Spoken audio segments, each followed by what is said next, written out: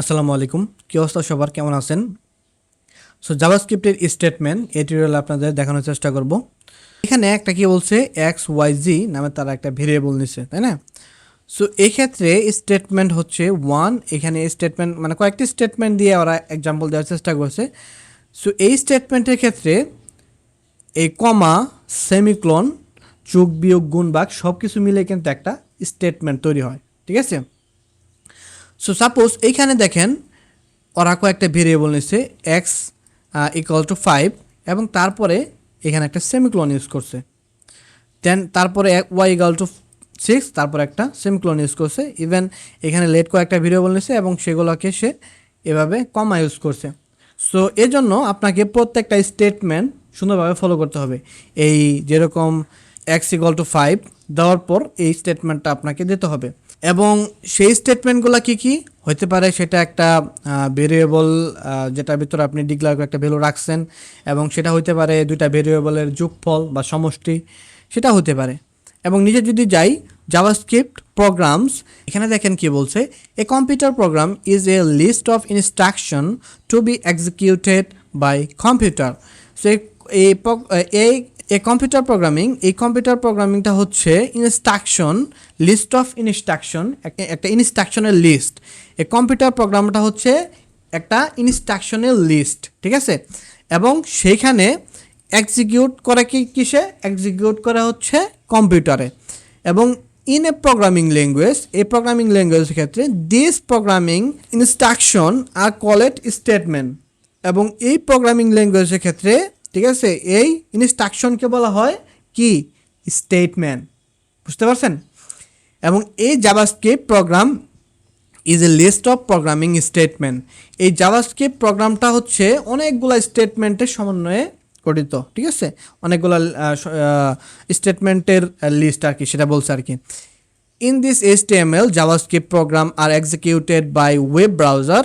So এই HTMLটা program execute করে কিসে, ওয়েব ব্রাউজারে। অ্যান্ড দেন জাভাস্ক্রিপ্ট স্টেটমেন্ট, এক্ষেত্রে দেখেন JavaScript statement are composed of value, operator and কি আছে এক্সপ্রেশন, কিওয়ার্ড অ্যান্ড হচ্ছে কমেন্টস। এই কয়েকটা মিলে হচ্ছে জাভাস্ক্রিপ্ট স্টেটমেন্ট গঠিত হয়, ঠিক আছে? This statement tell the browser of write hello dolly inside the HTML with id demo. সেই ক্ষেত্রে একটা আইডি ডেমো আছে এবং তার ভিতরে হ্যালো ডলি আছে। যদি আপনি এখানে যাওয়ার পর যদি এখানে যান তাহলে কিন্তু সেটা দেখতে পারবেন, ঠিক আছে? সো এই ক্ষেত্রে এটা হচ্ছে একটা statement. Most of JavaScript programming contain many JavaScript statement. So এই ক্ষেত্রে the statement are executed one by one in the same order as they are written. JavaScript programming and JavaScript statement are often called in JavaScript code. যেরকম আছে কি semicolon, তারপরে কি আছে semicolon, এটা কিন্তু আপনাকে মাস্ট ইউজ করতে হবে। যেরকম semicolon separated by JavaScript statement, এটা কিন্তু আপনার জাভাস্ক্রিপ্ট যে স্টেটমেন্টটা আছে সেটাকে সেপারেট করে দেয়। Add a semicolon at the end of each executed statement.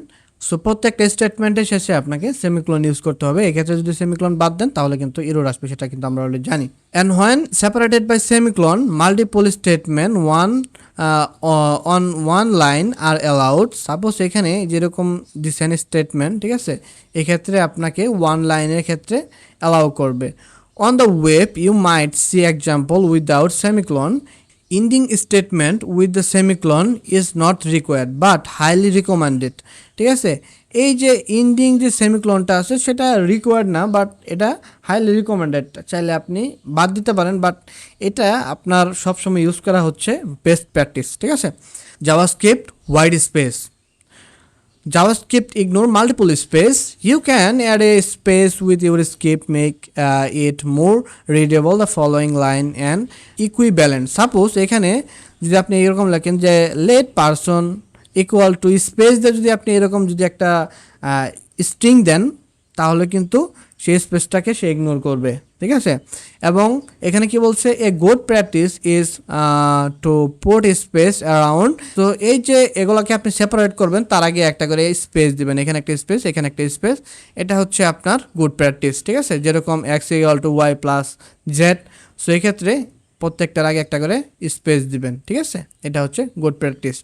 JavaScript line length and line break, document dot get element by ID, তার ভিতরে যদি ডেমো দেই এবং সেটার ভিতরে যদি ইনার HTML দেই, তাহলে কিন্তু এভাবে যদি আপনি দেন তাহলে কিন্তু আপনাকে কি করবে, এটাকে দিয়ে দিবে, ঠিক আছে? Document dot get element by ID এখানে যদি আপনি দেন তাহলে কিন্তু সেটাকে মানে সুন্দরভাবে এক্সিকিউট করবে। বাট এটা যদি আপনি এখান থেকে যদি নেক্সট লাইনে দেন তাহলে কিন্তু সেটাকে আপনার এক্সিকিউট করতে পারবেন না। সেই ক্ষেত্রে আপনি ইউজ করতে পারেন হচ্ছে টেমপ্লেট লিটারাল স্ট্রিং, ঠিক আছে? এখানে যদি যাই এখানে দেখেন এটা ইউজ করলে কিন্তু এখন যদি আপনি ইউজ করেন তাহলে কিন্তু সুন্দরভাবে রেজাল্ট দিবে। বাই দ্য ওয়ে এই টেমপ্লেট ইউজটা এটা কোথায় পাবেন, সেটা হচ্ছে আপনার কিবোর্ডের ভিতরে দেখবেন যে ট্যাবের উপরে আপনার একটা এরকম ব্যাকটিক আছে, এটাকে ব্যাকটিক বলা হয়। এই যে টেমপ্লেট স্ট্রিং বা ব্যাকটিক যেটাকে আপনি বলেন, সো এই টেমপ্লেট স্ট্রিংটা কিন্তু কিবোর্ডের উপরে ওখানে পেয়ে যাবেন, ঠিক আছে? ওইটা কিন্তু আপনি চাইলে ইউজ করতে পারেন এইভাবে। Well, JavaScript code blocks. So code blocks মানে কি, আপনাকে ব্লক সম্পর্কে একটা ধারণা দেয়। সেটা হচ্ছে ধরেন এই যে ফাংশন আছে, এই ফাংশনের ভিতরে এইটার ভিতরে যদি আপনি লেখেন লেট, মানে একটা ভেরিয়েবল ডিক্লেয়ার করেন let X equal to 5, so এই ফাংশনের ভিতরে এটা একটা স্কুপ। সো এইটার ভিতরে এক্সের মানটা হচ্ছে 5, বাট এই স্কুপের বাইরে যদি আপনি অ্যাক্সেস করতে চান তাহলে কিন্তু সেটা অ্যাক্সেস করতে পারবেন না, কারণ জাভাস্ক্রিপ্টের বিভিন্ন স্কুপে কিন্তু বিভিন্ন জিনিস থাকে, ঠিক আছে? সো এই ক্ষেত্রে কোড ব্লক স্কুপ এখানে বলছে দেখেন যে JavaScript statement can group together in code blocks inside curly bracket. So এই কার্লি ব্র্যাকেটের ভিতরে যদি কোনো লেখেন তাহলে কিন্তু সেটা একটা স্কুপের ভিতরে চলে যাবে। And the purpose of code block is to define statement to be execute together, and once place you will find statement grouped together in blocks in the JavaScript function. So এভাবে আপনি চাইলে যদি একটা ফাংশনের ভিতরে লেখেন যে get element by ID hello Dolly, এবং তার ভিতরে আবার যদি লেখেন demo to hello how are you, দেখেন দুইটা কিন্তু দুইভাবে আসতেছে, তাই না? এটাকে যদি আমি স্কোপটা আরও সুন্দরভাবে বোঝাতে চাই তাহলে এইভাবে বোঝাতে পারবো লেট এক্স ইকুয়াল টু, আমি যদি দেখি এটা হচ্ছে 5, এবং এই লেটটাকে আমি এই ভেরিয়েবলটাকে যদি আমি নিচে যদি ইউজ করতে চাই যে এখানে যদি আমরা ইউজ করতে চাই, এখানে কীভাবে ইউজ করতে পারি সেটা হচ্ছে document dot right WRITE right, এবং তার ভিতরে যদি আমরা এই এক্সের ভ্যালুটাকে যদি আমরা অ্যাক্সেস করতে চাই তাহলে কিন্তু দেখেন সেটা কিন্তু অ্যাক্সেস করতে পারবো না, সেটা কিন্তু অ্যাক্সেস ভ্যালুটা আসবে না, কারণ এটা হচ্ছে এই স্কোপের ভিতরে সীমাবদ্ধ। বাট এখানে দুইটা স্কোপ আছে, একটা হচ্ছে ফাংশন স্কোপ আর একটা হচ্ছে গ্লোবাল স্কোপ, ঠিক আছে? সো একটা হচ্ছে ব্লক স্কোপ বা ফাংশন স্কোপ যেটাই বলেন না কেন, সেটা হচ্ছে এই ফাংশনের ভিতরে বা কার্লি ব্র্যাকেটের ভিতরে যে জিনিসটা থাকবে সেটা হচ্ছে ফাংশন স্কোপ বা ব্লক স্কোপ বলা হয়। এবং এই বাইরে উপরে যদি আপনি যদি কোনো ভেরিয়েবল ডিক্লেয়ার করেন, suppose let X equal to 5, so এক্ষেত্রে কিন্তু এটা হবে হচ্ছে গ্লোবাল স্কোপে থাকবে, ঠিক আছে? আশা করি স্কোপের বিষয়টা বুঝতে পারছেন। তাছাড়া আমি কিন্তু স্কোপ নিয়ে বিস্তারিত বলবো, এখানে কিন্তু আছে, সো এই টিউটোরিয়ালগুলো আছে, একটার পর একটা কিন্তু আপনাদের বিস্তারিত বলার চেষ্টা করব, ঠিক আছে? In this tutorial we use to space of indentation for code blocks. You will learn more about a function later this tutorial. So এই ফাংশন সম্পর্কে আমরা পরবর্তী টিউটোরিয়াল সম্পর্কে জানবো, এবং সেখানে কিন্তু এই স্কোপ সম্পর্কে আরও বিস্তারিত বলার চেষ্টা করব, ঠিক আছে? JavaScript keyword. সো এখানে দেখেন জাভাস্ক্রিপ্টের মধ্যে কিছু রিজার্ভ কিওয়ার্ড আছে, সেগুলো কিন্তু আপনি চাইলে ভেরিয়েবল নাম দিতে পারবেন না, ঠিক আছে? সেই কিওয়ার্ডগুলো কী কী আছে, ভার আছে, এটা রিজার্ভ কিওয়ার্ড, লেট আছে reserve keyword, constant, if, switch, for, function, return, try, তাছাড়া কিন্তু আরও রিজার্ভ কিওয়ার্ড আছে, সেগুলো চাইলে আপনারা গুগল করে দেখে নিতে পারেন, ঠিক আছে? নর্মালি করতে করতে আপনাদের রিজার্ভ কিওয়ার্ড সম্পর্কে ধারণা হয়ে যাবে। তো জাভাস্ক্রিপ্টে যদি আপনি এই জাভাস্ক্রিপ্টে একটা স্টেটমেন্ট স্টার্ট করতে চান তাহলে আপনাকে এই কিওয়ার্ড দ্বারা আইডেন্টিফাই করতে হবে, ঠিক আছে?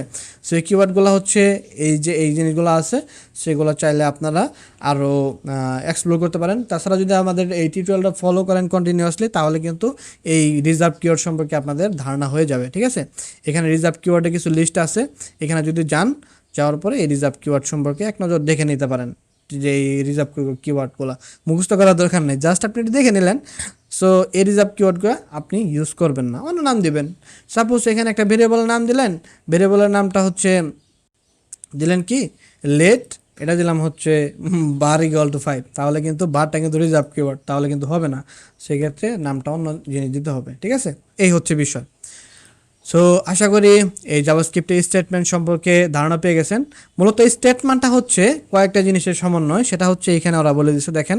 আবার একটু মানে মূল বিষয়টা হচ্ছে এই জিনিসটুকুই, সেটা হচ্ছে এইখানে যদি আমি আবার একটু যাই, সেটা কোথায় সো কোন জায়গায় জানি দেখলাম, এই যে value, operator, expression, keyword and comment.